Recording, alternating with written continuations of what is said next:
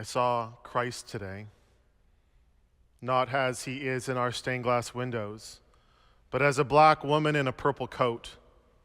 Christ drove a beige minivan which pulled up to Moss Park, and when she opened the back hatch, it was filled with meals and takeaway containers and boxes of Tim Hortons coffee. And as the people gathered around, she blessed them as she served them. God bless you. God bless you. God bless you. I saw Christ today, not in Galilee or Jerusalem, but in the blue seats on the Pape bus. He had a gray mustache and a hat that I'm sure was the height of style when he bought it back in 1962. I don't think Christ had anywhere in particular to be. He just seemed to like riding the bus and talking to people. And whenever he saw someone without a seat, he would stand on shaky legs and smile and say, "Please, this is for you. Please, this is for you. Please, this is for you." I saw Christ today, not at the height of his power, but as a child in reindeer footy pajamas. He was woken by his parents because this just couldn't wait until morning. Christ was crying as he approached the hospital bed and saw the tubes and the medicines in bags. His dad lifted him up onto the bed, and Christ gave his grandmother a kiss on the cheek, and he whispered into her ear, "I love you. I love you. I love you."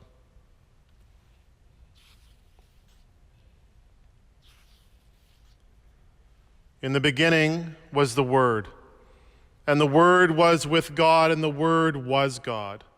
He was in the beginning with God. All things came into being through him, and without him not one thing came into being. What has come into being in him was life, and the life was the light of all peoples. The light shines in the darkness, and the darkness did not overtake it. No angels or magi or shepherds or donkeys, no Mary or Joseph, not even a baby in a manger. The Gospel of John begins by leading us to contemplate the origins of all things. It pulls the lens way back and takes us back long before Bethlehem, long before time itself, when there was nothing but chaos. The prelude to John's Gospel, as it is known, can be read as a midrash, a Jewish form of biblical interpretation that reimagines readings by crafting new ones, not to replace, but to stand alongside other readings. John's prelude is a midrash of the first creation story found in the book of Genesis. In the beginning, God created the heavens and the earth, and God said, "Let there be light," and there was light. John retells the story of creation, where the light by which the Creator brings forth all life was the luminous Word. The light of Christ, the light that no darkness of chaos or evil could ever overtake. This is the cosmic Christ, one with God beyond our limited understandings of time and place, but through whom all time and place finds its origin. This is how the Gospel of John starts, with the lens pulled out as far as it can go, revealing an ethereal starscape of dreams and creative intention, and then, even before our conscious minds have had a chance to take in the vastness before us, the lens zooms in with laser beam accuracy. There was a man sent from God whose name was John. He came as a witness to testify to the light, so that all might believe through him. He himself was not the light, but he came to testify to the light. The true light, which enlightens everyone, was coming into the world. From the vastness of the cosmos, we are immediately grounded in a particular time, in the time of John the Baptist in the 1st century CE, and with a particular people, the Jewish people. The light that is to shine comes through this time and this people, with John the Baptist being the narrative link between the time before the incarnation and the time after the incarnation. This particularity is vital to the story we tell at Christmas. The light through whom all creation came into being has a face, a Jewish face, born into a Jewish family in a time of Roman occupation. This light that enlightens everything and everyone came as a baby conceived in his mother's flesh, nourished at her breast, needing her love and also the love and support of a community in order to grow and to flourish. God's eternal love had a face and lived in a place with a people. The fully human Jesus would experience humanity by walking the hill country of Galilee, learning a trade, helping with the harvest, building friendships, going to wedding banquets, and reading the sacred texts of his tradition, the stories of Abraham and Sarah, Moses and Miriam. The fully human Jesus was shaped by the words of the prophets who spoke God's intentions into the world of how people should treat each other. The Christmas story is a foundational story for our faith, but also for our humanity. How we tell it and how we interpret it matters. Now, if you have been around churches for a while, you will have likely encountered the story of Jesus' birth in the Gospel of Luke many times. If you've seen a Christmas pageant or two in your day, you may even think you know how the story goes by heart. How does it go? The imperial decree, check. The donkey trail to Bethlehem, check. Angels and shepherds, check and check. Mary giving birth to Jesus in a stable because there was no room for them at the inn. Not so fast. If you have been around churches for a while, you may be surprised that in more recent translation in Luke's gospel, the word used to describe Jesus' birthplace is not an inn, but a guest room. Here it is again.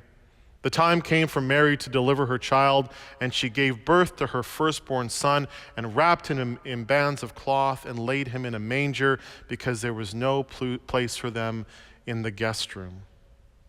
In biblical Greek, there are two words for the English word inn, one being like a hotel, where the owner of the building rents out several rooms each night. Luke uses this word in places like in Jesus' parable of the Good Samaritan, where the beaten-up man is taken to an inn to recover. But that's not the word being used here in Jesus' birth story. The Greek word kataluma is actually more like an ancient version of Airbnb. In first century Israel, most people lived in a one-room structure. In that room, there was space for living and sleeping, a fireplace, and oftentimes the animals were brought in at night to share that same space for protection from thieves and also because of the warmth they'd give. So a manger to feed the animals would have been a common piece of furniture in people's homes. Now, some larger homes would also have had a kataluma, an additional upper room that could be rented out to travelers. The newer translations make it clear that it is this guest room that was already full. So when we read that Mary gave birth to her firstborn son and wrapped him in bands of cloth and laid him in a manger, this would have been in the main living space of a family who lived in the home. Mary and Joseph weren't turned away. They were invited into someone's home. It is simply incorrect to think that Mary and Joseph were forced into a stable that night. They found shelter in the kindness of people. This kindness was so ordinary, so expected within first century Jewish culture that Luke did not even make mention of the family whose home was used for what we as Christians now consider to be the birthing of God into the world.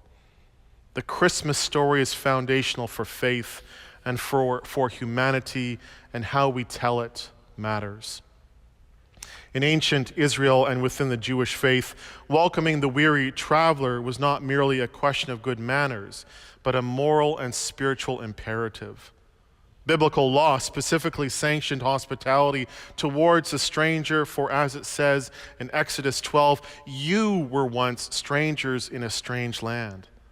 The Talmud even says that welcoming guests is greater than welcoming the divine presence. It was the social and religious location. This was the social and religious location that formed and shaped the human Jesus. This was the lens through which the light of Christ, which as the Gospel of John asserts, enlightened everything and everyone, was prismed into the world.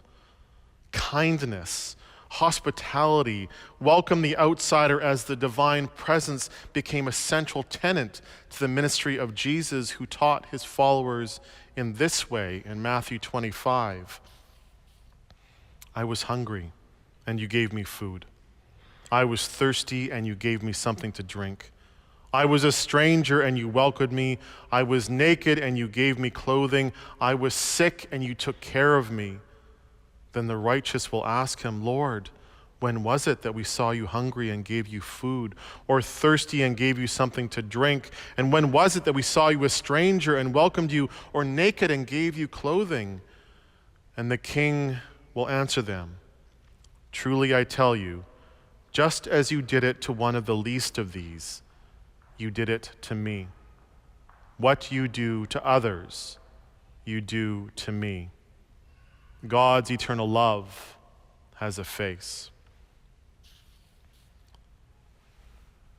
The 20th century English mystic Carol Houselander once had an experience on the London Underground that changed her life. She describes it this way. All sorts of people jostled together, sitting and strap hanging, workers of every description going home at the end of the day. Quite suddenly, I saw with my mind, but as vividly as a wonderful picture, Christ in all of them. But more than that, I saw not only was Christ in every one of them, living in them, dying in them, rejoicing in them, sorrowing in them, but because he was in them and because they were here, the whole world was here too. I came out into the street and walked for a long time in the crowds. It was the same here on every side, in every passerby, everywhere. Christ, Christ, everywhere. I have come to believe that the realization of our oneness in Christ is the only true cure for human loneliness. For me, too, it is the ultimate meaning of life, the thing that gives meaning and purpose to every life. After a few days, the vision faded. People looked the same again. Christ was hidden again. Indeed, throughout the years to come, I would have to seek for him. And usually I would find him in others and in myself only through a deliberate and blind act of faith. The prologue of John's Gospel says that the Word became flesh and lived among us. Or as the Message translation puts it, the Word became flesh and blood and moved into the neighborhood. The great cosmic being at the heart of all creation became flesh and blood and moved into the neighborhood. This is the story of Christmas, and how we tell it matters.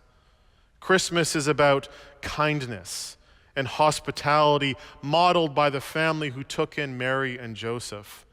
It is about welcoming the birth of God into our homes and neighborhoods and lives. It is about that deliberate and blind act of faith to live as if each person we meet on the street or on the bus or in the hospital is luminous, aglow with the original holy light through which God spoke all of creation into being. And even if you don't see it yet, imagine how different the world could be if we trusted that it was true anyway. How could the world be different if we treated each person as the divine guest, and not just our friends and family members, but strangers, outsiders, refugees, even our enemies? How could the world be different if we designed our institutions and economies and public policy around this truth? And in these times when so many of us are struggling for so many different reasons, how could our lives be different? How could our lives be different if we trusted that the light of Christ shines through us as well? That eternal love has a face. I saw Christ today. Eternal love has a face.